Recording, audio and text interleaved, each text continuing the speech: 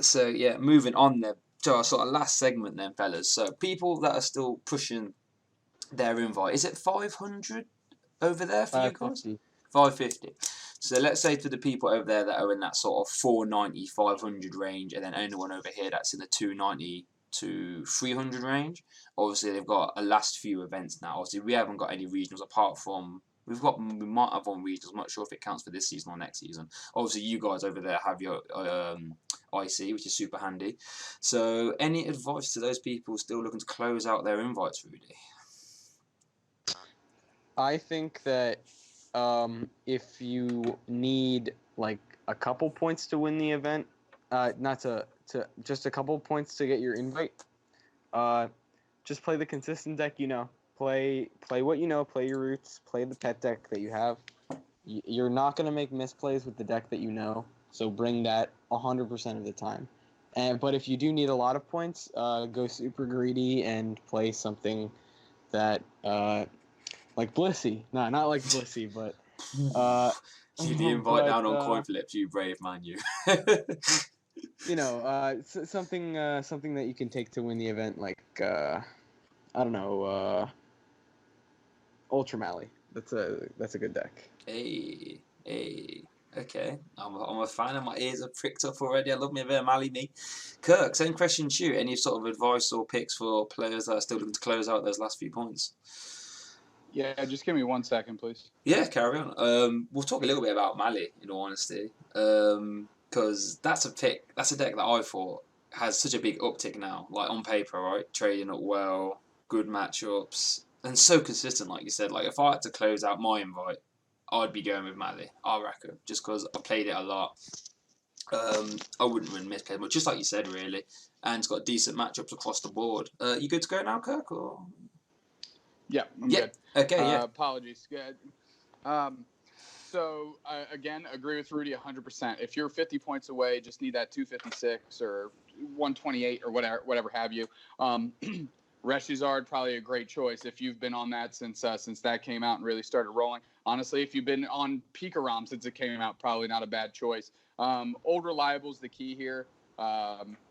Eliminate any exterior factors as you can to give yourself the best opportunity to, just get that middling result. To the surprise of absolutely no one, if you're going to go to win that event, I think, to the surprise of no one, I think Lost March is going to be in an insane spot for North American Intercontinental Championships. And this is why we play Ultra Mally, boys. Yeah, exactly. So the fact that you mentioned Ultra Mally is a whole other thing. Mew helps out against the wheezing Coco spread stuff. Wheezing, even if they ping you before you evolve, once you get into skip looms, get into jump bluffs, all that damage is cleared, and now they're chipping into the main, chipping into your main without spreading too much damage. Mew protects you from Coco. If you're looking at Reshiram Charizard, if they're going double EV Snorlax, you have Marshadow GX, which is a huge card in the Lost March matchup now, to be able to copy Natu's, and most importantly, Beast Game GX, baby. Take those big 4 prizes on your EV Snorlaxes and other Pikaroms, stuff like that. It's absolutely bonkers. Not to mention, every other attacker you have has favorable trades across the board. And since the deck was, and I'll pat myself and Noah on the back, since the deck was the initial insertion of Let Loose as a violent part of this game before Roanoke this past year, it's one of the most Let Loose proof decks that you can play because that's how it's built. So if you're looking to high roll that tournament, fade the Ultra Mallies and a couple other mismatches in there, I think that's a hell of a way to high roll. And definitely, if I'm going to play, that's what I'm playing, 100%. Okay, I'm struggling for words here. So, Lost March. I'm lost for words as well. So, talk to me a little bit more in depth. So, let's have a think. So, you said, so you got Mew, obviously, that's always helpful against Tag Bolt, Weezing. Not that I expect Weezing to be super prevalent, but yeah, like you said, good, great card for the deck, obviously. Are you still playing Mountain Ring at that point? Not Mountain Ring, what's it called? Sky Pillar? Are you still playing Sky Pillar? What is your stadium choice now? If you're worried about Shedinja and Weezing a lot, you play Lysander Labs. If you're just worried about the general, you don't play any stadiums, and you play Resetting Hole Marshadow because the deck plays 2 rescue stretchers. So in matchups where you don't need to get rid of it, but it gives you a key way that sticks to your game plan to bump Prism Stadiums. Oh, yeah. Most importantly, Wonder Labyrinth. Wonder Lab. Wait, what? Whatever the one that adds the attack, like for non-fairy Pokemon. Yeah, You can't beat that card. You can't beat that card or Black Market. So Resetting Hole Marshadow hits those. I thought you said you were going to play it. I was like, wait, what? Now what's going on? No. I meant those are the 2 Prism Stadiums you can't beat. So you have to play a way to bump them, and if it's not through stadiums, you have to play Marshadow Resetting Hole. Okay. Yeah, I think with the Mew in that Lost March deck, Ultramally gets smacked. Yeah, yo. no, literally, I was like, does Sky Scorch do damage or damage counters? I think it does damage. Damage counters. I learned that. No, it's damage counters. Oh, is it? I learned that on stream when I was talking about Lost March, and somebody in the chat was like, "Yo, dipshit, read the card," and I was like, "Oh no!" Wait, but it's 6. Does not. Sky Scorching Light is 6 damage counter. Yeah, Mew just prevents damage, doesn't do damage counters. Oh, so yeah, play Ultramally, boys. All right. Well, so you're still good on that. You're still good on that, Rudy. All right, we're good. I was thinking in my head, yo, Mew actually bodies us. Yeah, you'd have to do something. Another thing to note though in that matchup, and I don't want to, not that it's favorable. By all means, that's not what I'm advocating for. But because of the way the deck is structured now, you actually can end your games with a Jumpluff in the active and Marshadow GX on the bench.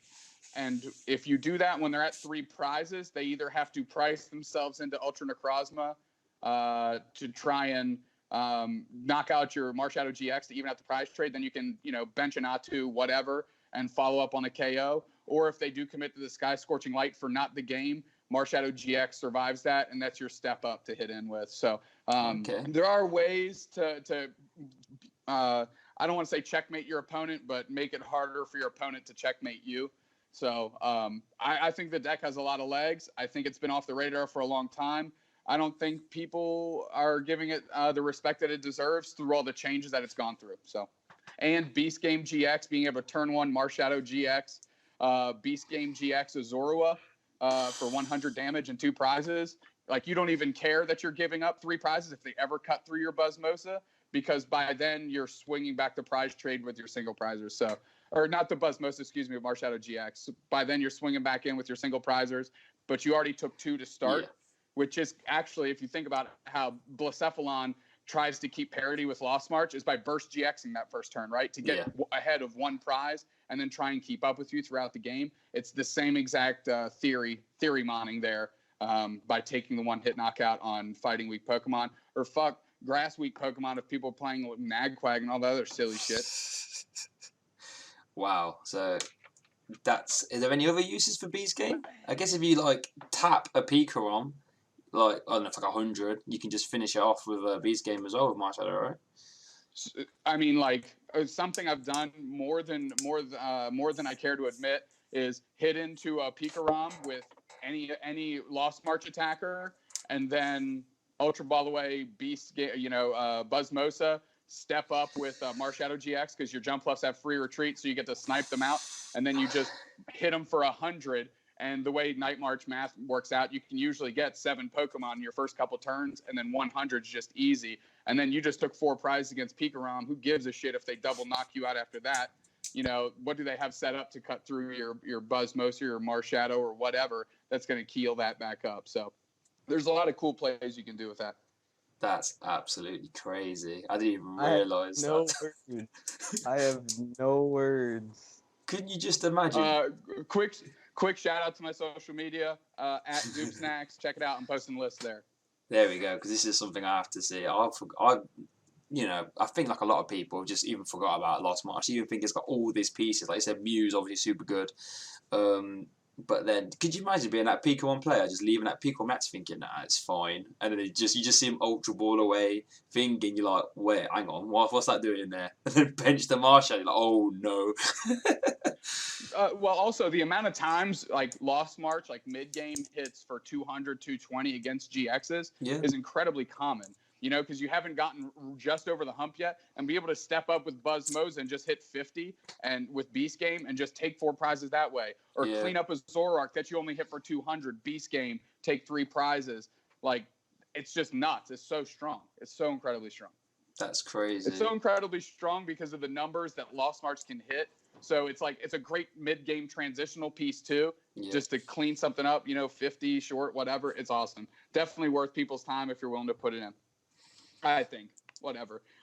Also, I don't know if y'all can see this t-shirt, but the gang's all here. I love it. I love it.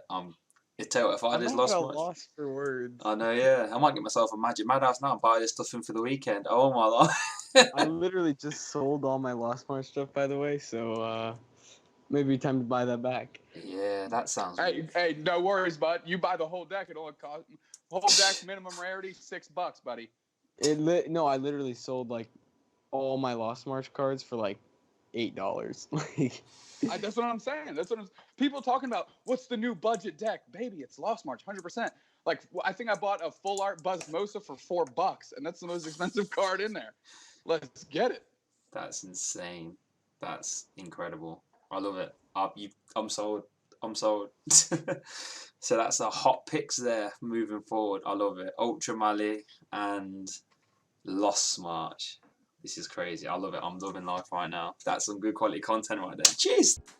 Hey guys, thanks for watching that video. Much appreciated. Really hope you enjoyed it. If you did, please don't hesitate to subscribe. I try and put out as much stuff here as I can. Full deck profiles plus games, topic conversational pieces regarding anything in the TCG.